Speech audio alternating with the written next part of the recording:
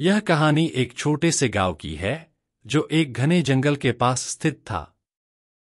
गांव का नाम था भूतियापुरा। लोगों का कहना था कि इस गांव में एक बहुत पुराना और भूतिया हवेली था जिसे सूरज महल कहा जाता था।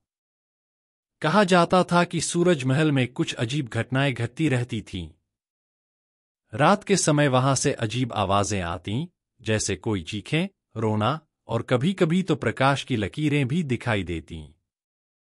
लेकिन गांव के लोग इस हवेली से दूर रहते थे और इसके बारे में ज्यादा बात नहीं करते थे।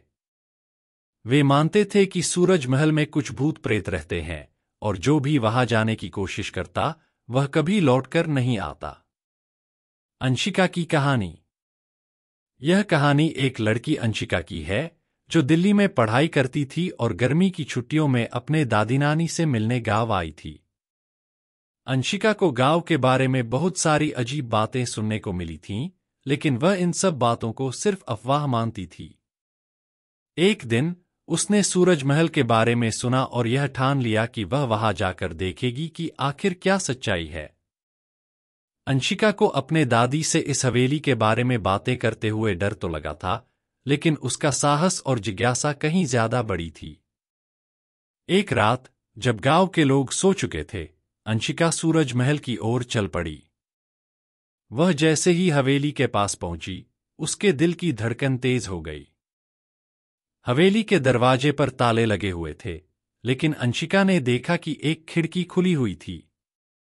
उसने खिड़की से भीतर झांका और देखा कि अंधेरे में एक पुराना और वीरान सा दृश्य था।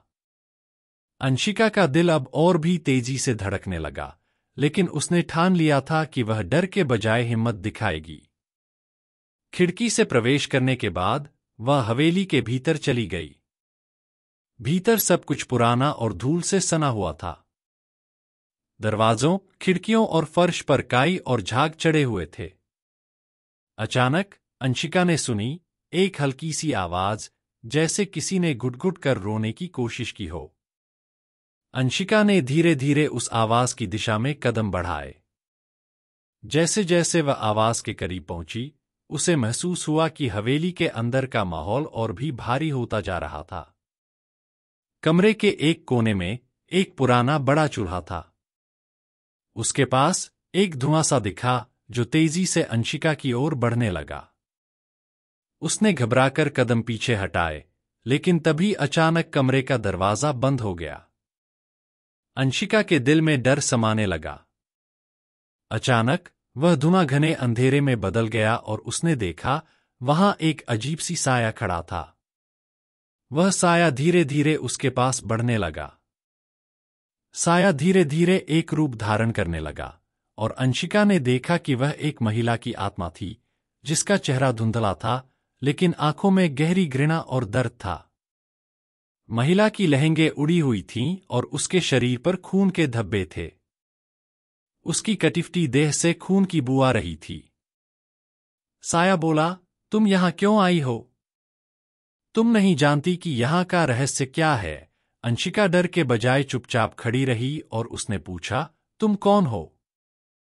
साया गुस्से में बोला, मैं इस महल की रानी थी और यहां के लोगों ने मेरी हत्या कर दी थी। मेरी आत्मा इस महल में बंधी हुई है। जब तक मेरी मौत का बदला नहीं लिया जाता, मैं शांति से नहीं रह सकती। अंशिका का दिल तेजी से धड़कने लगा, लेकिन उसने तय किया कि वह इस रहस्य को सुलझाएगी।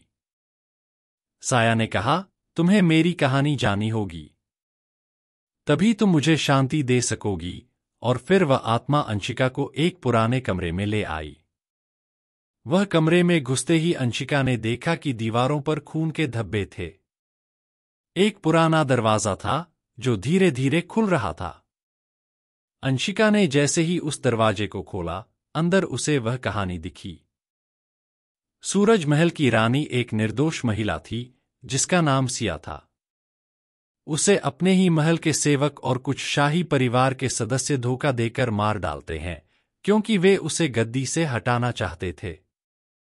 रानी की हत्या के बाद उसकी आत्मा महल में बंध गई और तब से वह रहस्यमय तरीके से हर रात जागती है।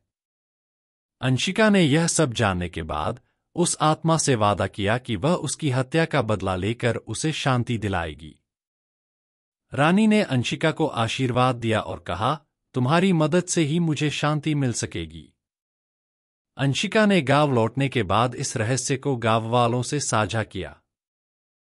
गांव वालों ने मिलकर उस पुराने राज का पर्दाफाश किया और रानी के हत्यारों को न्याय दिलाया। इसके बाद सूरज महल की आत्मा को शांति मिली और वहां से अजीब घटनाएं बंद हो गईं।